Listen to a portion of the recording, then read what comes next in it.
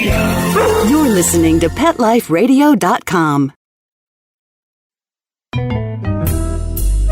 Hello, kitties, and welcome to my world. I would come over and say hello to you, but it's just as easy for you to come to me. Yes, come in. You've come to the right place. This is where you'll learn everything there is to know about your furry feline friends. I'm talking about cats. Yes, I know, we are positively perfect pets. What do you mean I have attitude? Why, of course I do. I'm a cat. It's called Cattitude. As I was saying, this show is all about cats. Cats and, cats. So let me introduce you to my assistant and host of Cattitude, Tom Doc. Okay, Tom, tell them how wonderful we cats are. It's okay, you have my permission. Welcome back to the Cattitude channel on Pet Life Radio. I am your host, Tom Doc, and once again, we are here this week to talk about some different breeds of cats and feline health problems and all sorts of wonderful things with our cats. But I have some exciting news, and I think you guys will really appreciate this. Back on July 20th, some of you may have heard of this already, but during the American Veterinary Medical Association's annual meeting down in New Orleans, Hill's Pet Nutrition, a lot of you feed Hill's Science Diets or maybe even Hill's Prescription Diets for your cats, actually donated its feline genome database to the Morris Animal Foundation. Now, this is very, very huge because now we can start studying genetic data so that we can understand the biochemical differences between a healthy cat and a cat who's sick or an unhealthy cat. Now, Hills has done this for years where they've looked at how genetics and nutrition go together, and they've been able to develop their diets based on a lot of this information. But now the Morris Animal Foundation has this, and they can actually start looking at how can we really help these cats and understand these genetic diseases. Now, just so you understand a little bit, you guys know that I love to talk about DNA. Well, the feline genome, the DNA, what it is we've identified more than 3 million single nucleotide polymorphisms. Now, these are also in shorthand known as SNPs, SNPs. They are small deviations in normal or common feline DNA that can be used as markers to track down genes that are responsible for genetic diseases. Now, this is great because we share about 250 genetic diseases with our feline friends. So this donation by Hills can also lead to discoveries that will affect human health as well. So absolutely very, very excited about it. And I think it's going to really put our cats back on the maps as far as healthcare goes. I think we all know about the sad stories this summer, how the cat is certainly the most popular pet in the United States, but ranks far behind the dogs as far as the type of care that they receive. Now, we all know our cats to be very independent and can take care of themselves, but we need to make sure that they get into the veterinarian on a regular basis just so they don't have something crop up that's going to be around for a while and cause problems later on. It's always better to take care of a small issue before it turns into a great big problem. So very exciting news. You can go to the AVMA website, avma.org, to see that press release, and Hill's just absolutely wonderful. They've made a $1 million commitment, a $1 million commitment to the Morris Animal Foundation to establish this coalition for feline genomic research. Very exciting news.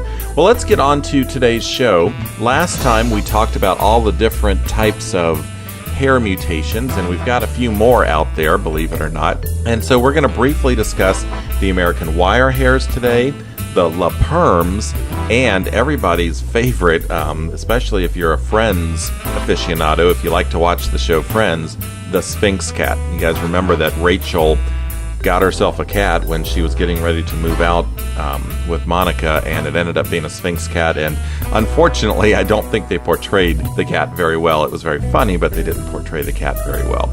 Before we get started on that, we do need to take a break for our sponsors, but I want to leave you, before we go, with a little trivia question, and it's a little bit different this week. It's more of a riddle than an actual trivia question. Now, the Sphynx cat is named after the ancient Egyptian or ancient Greek myth of the Sphynx, who of course had the face and the voice of a beautiful virgin and the body of a lion and all sorts of other mixed up creatures.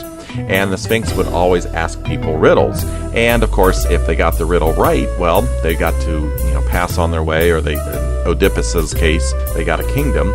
But if they got the riddle wrong, most often they got eaten by the Sphynx. So here's a riddle, and really think about it before you answer. As I went to St. Ives, I met a man with 7 wives. Each wife had 7 sacks. Each sack had 7 cats. Each cat had 7 kits. Kits, cats, sacks, and wives. How many were going to St. Ives? Again, 1 man, 7 wives. Each wife has 7 sacks. Each sack has 7 cats. Each cat has 7 kits. So how many altogether were going to St. Ives? You really got to think about this one. As I went to St. Ives, I met a man with 7 wives. We'll be right back after we hear from our sponsors, and I'll give you the answer. Stay tuned. Ooh, do I hear a can being opened? I believe I smell tuna. Cattitude will return after these messages. That should give me enough time to investigate what's going on in the kitchen. Don't have a hissy fit. We'll be right back. I love cleaning the litter box, said no one ever. Luckily, there's World's Best Cat Litter, the litter that promises less mess with less litter. Only World's Best Cat Litter uses the concentrated power of corn to quickly trap odors in tight clumps. And quick clumping means you never have to chisel or scrape the box. Less cleanup with less wasted litter? That's a litter bit amazing. Save $2 on World's Best Cat Litter. Visit www.saveonworldsbest.com. Let's Talk Pets on PetLifeRadio.com. How dare they open a can of tuna and make a sandwich out of it? I can see why some of my celebrity pals prefer lasagna. Well, anyway, I did manage to grab myself the canary while I was in there. Quiet, bird. We're going to hear the rest of my show, Cattitude. If you behave, I may not eat you. Until later. Okay, Tom, you may continue. Okay, we are back on the air at Cattitude Channel at Pet Life Radio. I am Tom, and being the cat-like person, I thought I would give a little Sphynx riddle. Now, this was not the original Sphynx riddle. I don't want to confuse anybody, but the original Sphynx riddle has been used so many times in many books, including Lord of the Rings, that decided to look up a different riddle, and this is called a world riddle. As I went to St. Ives, I met a man with 7 wives. Each wife had 7 sacks. Each sack had 7 cats. Each cat had 7 kits. Kits, cats, sacks, and wives. How many were going to St. Ives? Did you guess just one? That's right, you. You are the only person going to St. Ives. The riddle implies that the other people are going the other direction, because in that day and age, in the Middle Ages, which is where this riddle is probably from, when you met someone, they were generally going the opposite direction as you. So I hope you didn't do too much math and get the calculators out and try to add up all those 7s, because that would have been a lot. There was only one person going to St. Ives. Okay, let's talk about some of these hairless cats and weird-haired cats, or whatever you want to call them. American Wirehairs. Here's a cat that's very, very rare. It is a naturally occurring cat here in the United States. It is one of only 4 breeds that have been created here in the United States. They include the Maine Coon, of course, there are American Shorthairs, the American Curl, which we're going to talk about in an upcoming show, and the American Wirehair. Back in 1966 in upstate New York, again, here's a litter of barn kittens. There were 5 kittens born, but evidently there was a weasel attack, and only a male and female survived. The male, his name was Council Rock Farm Adam, and he was bred to his sister, and they did produce more wire hairs. And now Adam is basically, he was very aptly named, obviously, because all wire hairs now can trace back to Adam.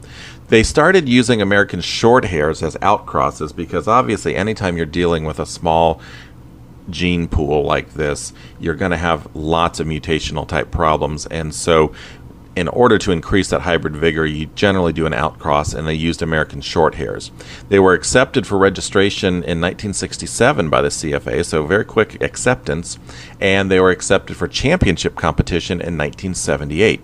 Now these guys, unlike the Devon Rexes or the Cornish Rexes that we've talked about in previous shows, this mutation of the wire hair is a dominant mutation. However, it is incomplete, and what that means is it doesn't always, every cat in the litter is not going to look exactly the same, somewhat like you see with the Rexes or like you would see with a Siamese or something like that. There's a big variety of texture among the wire hairs, but you can tell you've got a wire hair if the whiskers are wired at birth, and sometimes you can see the whole coat being wired. The coat is hard and springy, and they do have all three hair types, which we've talked about before, the guard hair, the on, and the down, but all of them are rough and very crooked. These are medium to large cats, with the males being bigger than females, and that's pretty typical with most of our cats. You can find them in almost any color, almost any pattern, and they're all accepted for championship competition. According to a lot of the websites that I took a look at, these females of the American Wirehairs tend to have a silent season. In other words, when they come into heat, they don't tend to be as vocal as other cats. And if you breed cats, or if you've ever dealt with a female cat who is in season, it can be very annoying. Now, I've been very lucky. All my Persians that I bred were very quiet, and even my Siamese, my original Siamese, was a fairly quiet cat, and it was actually very surprising. But breeders say that breeding is very difficult, and of course that's going to mean, of course, pricing is going to be higher because there's fewer kittens. But breeding is difficult because they don't know when the females are coming into season. Evidently, they are very people-oriented and very good with children, and so far, they've not reported any health problems at all. And so that's a good thing, especially since there's such a small gene pool. Hopefully, that will continue. So, not a lot of information there about American Wirehairs, but it is a little bit different. You can, of course, see them at the CFA website and see, their terrier-looking type of hair. You can also see a cat, a different breed called the LaPerm. Now, here we are, we're in Oregon, and this is back in 1982, and once again, I don't know what it is about barn cats, but barn cats keep having, I guess it's because they've got more hybrid vigor, these strange mutations in their litters, and there's a litter of 6 kittens on a cherry farm.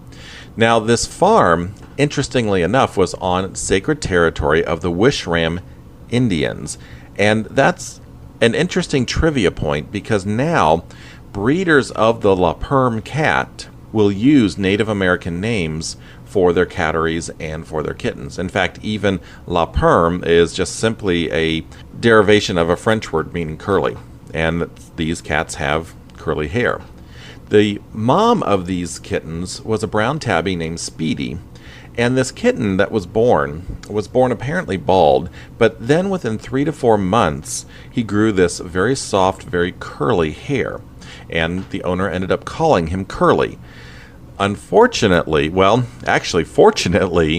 LaPerm breed is still with us, even though Curly climbed up into the engine of a pickup truck, and as those of you who have seen this, cats like the warm engine block. They'll climb up there, and then when the engine starts, the fan belt can really injure them. Luckily, that didn't happen to Curly. He got out, I think somebody banging on the hood of the truck or something like that, but luckily for the LaPerm lovers, Curly was not killed.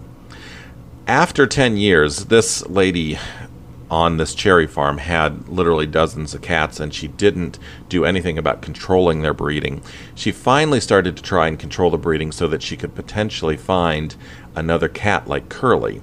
And eventually it did happen. The breed started developing, and in the late 1990s it was recognized by the CFA, and they actually just became eligible for championship status this past May of 2008. Now, you're going to still see some outcrossing going on to establish this breed, so if a LaPerm is something, and again, go to cfa.org to see pictures of these guys. If a LaPerm is something that you're interested in, you may see some cats in the background that are not LaPerms. You may see some Rex-type cats or even some domestic shorthairs. This, too, just like the American Wirehair, is a dominant gene. You can have a very wavy hair coat, you can have almost a tight ringlet, corkscrew. Basically, these are Rex type of cats, so you can kind of lump them in with the Cornish Rex and the Devon Rexes. People who breed these cats have described them as feeling kind of like mohair. Again, like American Wirehairs, you can see all colors and patterns, and there are short-haired and long-haired varieties. Very lean cat, you've got kind of a semi-foreign body type, so you're going to look at them and kind of get that feeling of Siamese. They're very gentle cats, but very active. And again, here's a very healthy cat breed so far. We haven't noted any health problems, although veterinarians are saying that there is only one blood type noted to date, and most cats will have at least 2 blood types in their background. So that could be a concern if your cat developed any sort of health-related problems as it would relate to a bleeding disorder or something like that. So that's a little bit about the LaPerm, and again, I have to apologize for having just such short notes on these, but these breeds are so new, and there's really just not that much information out there about them. Of course, you can read breed documents and breed articles at CFA.org, and I love this site. I've told you about it before. Go to messybeast.com. I tell you what, I haven't found anything incorrect that this woman has done so far. I think she's involved with the International Cat Association, or TICA, but she sure knows an awful lot about cats. In fact, I'm going to have to try to get a hold of her and see if I can have her on the show for a phone interview here in the near future, because it's just fascinating where she gets all of this information. And when I was looking up information on our next breed, on the Sphynx, again, I went to the site, and she's got information and pictures of bald cats from all over the world. Now, the Sphynx is a relatively new breed here in the United States, but there are actually pictures from Mexico of hairless cats from way back in 1902. This was actually in a book called The Book of the Cat that was published in 1903.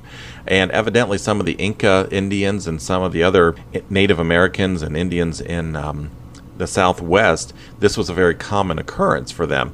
Of course, we didn't see it very much. It does show up around the world about every 15 years.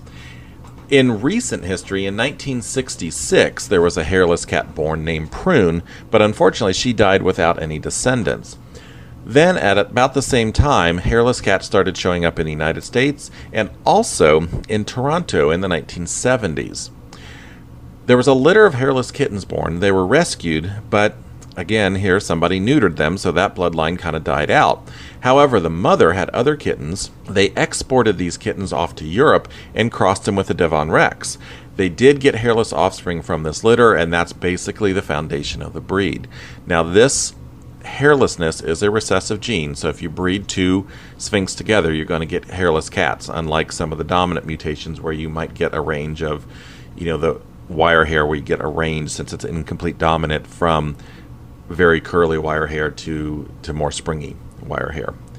People have described the Sphynx as having the texture of a chamois leather. Other people have said they feel like a suede hot water bottle. And this is very true. They don't have any hair. Well, they have very little hair to trap in any body heat, so they're going to radiate that body heat out. The peach fuzz that's on them isn't going to keep any heat trapped next to the body, so they're always going to feel very, very warm to the touch. Believe it or not, you can see all different markings and all different colors in Sphynx cats, because their skin will be the color that their hair coat would have grown out if they were a full-coated cat. These cats are described as being extroverts, very lively, acrobatic, very dog-like with regards to attention, even to a fact where they'll follow you wagging their tails. Health-wise, we are still seeing what's going to go on with the Sphynx. The oils do build up on the skin, so this is a cat that you do have to bathe on a pretty regular basis. In fact, most sites are recommending once a week. And they are a cat that is going to be prone to sunburns. So this is not a cat that you're going to want to let outside. Also, since they don't have the hair to hold their heat in, they're going to get cold very often, and so they were not going to handle inclement weather very well. So definitely an indoor cat, and they appreciate that. They like to find the warm bodies to snuggle up against, whether it's human or dog or other cats. Now, we talked about at the beginning of the show how if you watch the Friends comedy, which is over now, but in one of the seasons, Rachel went out and got a cat, and she got a hairless cat. But the cat was described as being very aggressive, very mean, very hateful and spiteful. And everything I've read about Sphynx cats so far, that is totally opposite of them. They are very much a cat that loves to be around their owner and a very, very people-oriented. And if you think about it, they don't have any hair. We don't have a lot of hair. So, we're kind of two species that are kind of stuck together. as it were. I'm reading through this Messy Beast website right now, and it's actually kind of scary with all the pictures that she's got. There's some very odd-looking cats up here. You would really be surprised with the sparseness of hair or the lack totally of hair. Even a long-haired hairless cat, if you can believe it or not. Actually, the long-haired hairless cat started out as a April Fool's joke on a mailing list, on an email list, and it was kind of poking fun at breed classifications because, hairlessness is a recessive gene, so you shouldn't ever get any kind of hair. But believe it or not too long ago, a long-haired mutant Sphynx did appear. It is a neutered pet. There's a picture of the cat on the Messy Beast website. It's got very long, fine fur on the chest and kind of a little bit on the sides and very short fur on the legs, but bald completely everywhere else. So it's just amazing what is happening, and I think given the fact that Hills has given so much money and the data to the Morris Animal Foundation, we're going to be finding out a lot about our kitty cat friends here in the very near future. Okay, we're going to talk a little bit when we come back from our break about very serious disease. We all know that rabies is a killer. We all know that rabies is fatal. But how many of us are still vaccinating our cats as we should be? Let's talk about that when we come back. So let's listen to our sponsors, and I'll see you on the other side. Ooh, do I hear a can being opened? I believe I smell tuna. Cattitude will return after these messages. That should give me enough time to investigate what's going on in the kitchen. Don't have a hissy fit. We'll be right back. Molly, here's your dinner. Zeus, that's not your food. Don't let that happen to your precious cat. Elevate your cat's eating experience with the Cat Tree Tray. The Cat Tree Tray keeps your cat's food off the floor and conveniently located on the cat tree. It's the perfect way to eat. It's a beautiful wrought iron tray that easily attaches to your cat tree and keeps dogs and other critters out of your cat's dish. A must for multi-pet households. There's a 6-inch tray for large bowls and a 4-inch tray for smaller bowls. Purchase your Cat Tree Tray today. Go right now to cattreetray.com. That's cattreetray.com. cattreetray.com.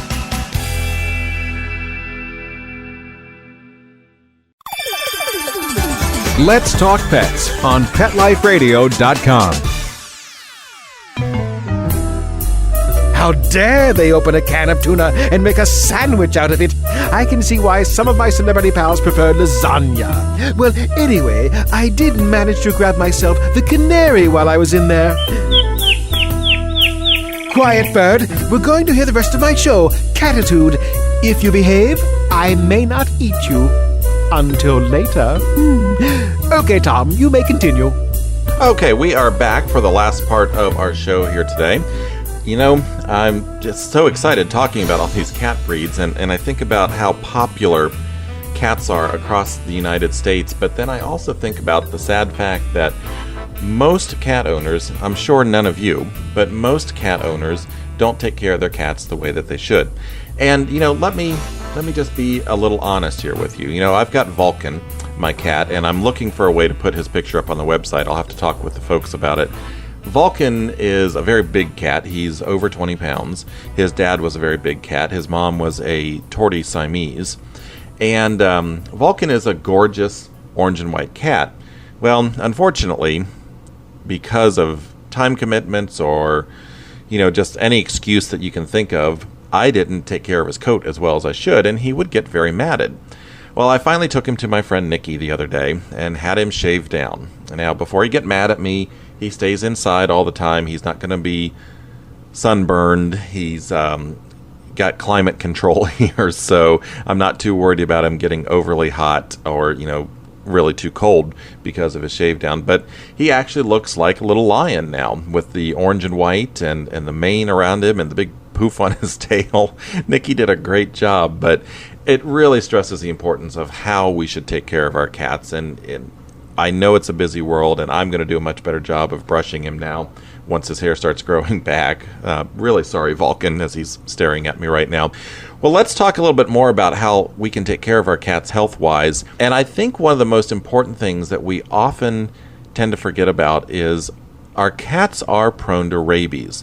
Now, when I say rabies, you're going to picture a wild animal that's acting weird, or maybe even you're going to picture Cujo, the great big St. Bernard from the Stephen King novel. Foam slathering from his mouth, getting ready to lunge, he's preparing to attack. But our cats are also very susceptible, and in fact, in, I believe, South Carolina, or maybe it was Vermont just this past week as I'm recording this show, there was a domestic cat, a family cat, that was found with rabies. So this virus raises its head every year. It's waiting for opportunity to strike. And although we don't see rabies very often here in the United States, it's still out there. It's not gone. The really sad thing is more than 55,000 people die every year from rabies around the world. Now, most of these deaths will happen in Asia and Africa, but it's sad because about 100 children die every day. So that's more than 36,000 kids every year die from rabies. Now, most of this is because of dogs. There's still a lot of wild dogs and rabid dogs and stray dogs, feral dogs, whatever you want to call them, in a lot of these developing countries, and they've not put the vaccine programs into place as we have here in the United States or Europe or Canada. You know, we've done a good job of helping to control rabies. But these poor people across the world are still dealing with rabies on a almost daily basis. It's said that about one person, well, in fact, one person is killed by this disease every 10 minutes. That's a very, very scary thought for a disease that we thought we had under control. Now, for those of you who don't know, rabies is a viral disease, and it can affect any warm-blooded animal.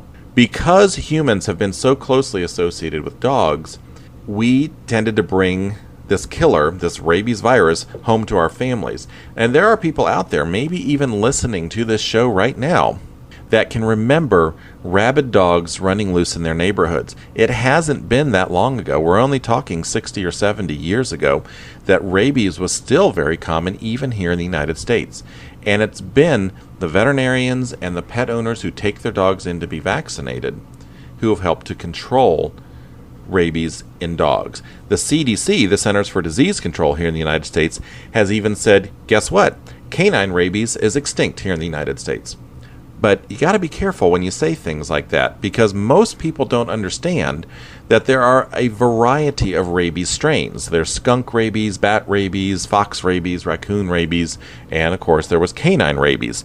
Now, canine rabies may not be around in the United States, but that doesn't necessarily mean that a raccoon couldn't bite your dog or potentially your cat, since we're here on Cattitude channel, and give your pet rabies. So what I'm afraid of, and what veterinarians are afraid of, and we're already seeing this, some of the state board of healths are saying this, that vaccines are down because people say, why should we vaccinate? And us cat owners, we're already nervous about vaccinations because of the vaccine-associated sarcomas, and we worry about how it affects the health of our cats. But we really need to maintain this status of having very, very few rabies, and it's only going to happen through continued vigilance. We need to continue to vaccinate our cats per local laws and per veterinarian recommendations.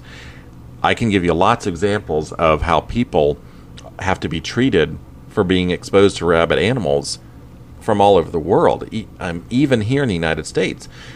If you follow animal rescue stories, there were British animal rescuers who had to undergo prophylactic rabies vaccine because they brought a puppy back from Sri Lanka, and the puppy had bitten all of them and was later found to be rabid. And this was, in the dozens of people that had to be treated. Anytime that you're dealing with rabies, and luckily here in the United States, we just generally deal with bat rabies, everyone who's had exposure to that person or that animal that's rabid has to be treated. And so that ends up that more than 20,000 doses of human rabies vaccines are given annually here in the United States every year. That's kind of a scary fact. Well, the Alliance for Rabies Control, which is a charity that was created in the United Kingdom, has enacted a World Rabies Day. And World Rabies Day is coming up on September 28th. So that's the fourth Saturday, I believe, fourth Sunday in September. And World Rabies Day, just basically people need to be aware of how serious rabies still is all around the world. And their goal is they want to eradicate terrestrial rabies as quickly as possible. So get rabies out of dogs, out of cats, foxes, skunks, raccoons. Now, unfortunately, there's not much we can do about rabid bats at this point in time. But they are working on vaccines for wild bats, believe it or not. You may have some activities going on in your local community for World Rabies Day. 2 years ago, I believe, or maybe it was even just last year, the very first World Rabies Day saw more than 400,000 people come together from across the United States, from across the world. It's absolutely amazing that this many people are coming together. There are marathons that are happening in Manhattan, Kansas, and Atlanta, Georgia. Companies like Marielle and Novartis are getting behind this and contributing to these causes. The Alliance for Rabies Control basically wants to let people know that you can help simply by vaccinating your pet. And our cats are susceptible to rabies. They may not go outside, but bats can come inside. I don't know how easily bat rabies is transmitted to cats, but given the fact that viruses mutate a lot faster than we realize, it wouldn't surprise me that eventually a jump like that could happen. And you think about it, a bat flying around, it's rabid, your cat's batting at it, trying to knock it down, and the bat, of course, is going to bite in self-defense. So it is something that we need to think about. Avoid contact with wildlife. Don't let your cats roam where they might come into contact with raccoons and foxes and skunks. Rabies still exists in very large reservoirs all across the United States. There's a raccoon rabies epidemic that's moving from the East Coast inland. As I've said, be very, very wary of bats. If you come into contact with a bat, you may not think that they are harmful or could hurt you because they're so small, but it doesn't take but one bite for you to get rabies. If you find a dead bat, if you've handled a bat, you should always send it to the local Board of Animal Health so that they can test it and find out whether it's got rabies or not. Encourage your fellow cat owners, your fellow neighbors, all pet owners to vaccinate their pets. It's something that is good. It's going to help control this public health nuisance, really. It's a killer. I mean, if you want to see what happens to people when they get rabies, there are videos on YouTube, and it's not a pretty sight. If you're squeamish, don't go look at it. It's not a pretty sight. It's not a nice death. And so we want to eradicate rabies as quickly as possible. So as always, you can visit myvnn.com, the Veterinary News Network, to see a video talking about this. You can also visit worldrabiesday.org.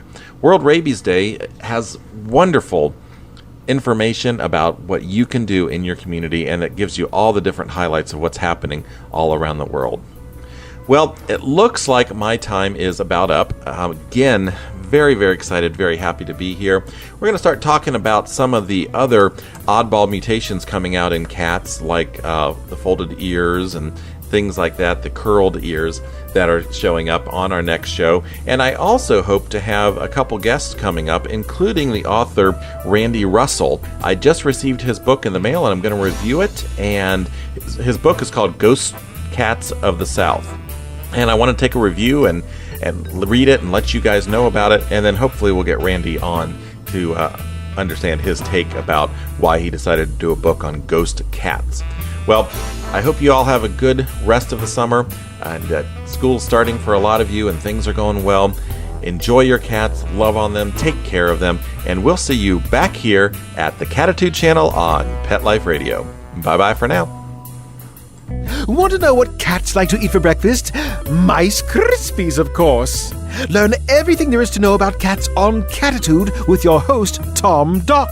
Each week, we'll spotlight a cool cat breed, give up-to-date advice on cat health, and check out spiffy new cat products. So curl up on the couch every week for a perfectly enjoyable time on Cattitude, every week on demand, only on PetLifeRadio.com.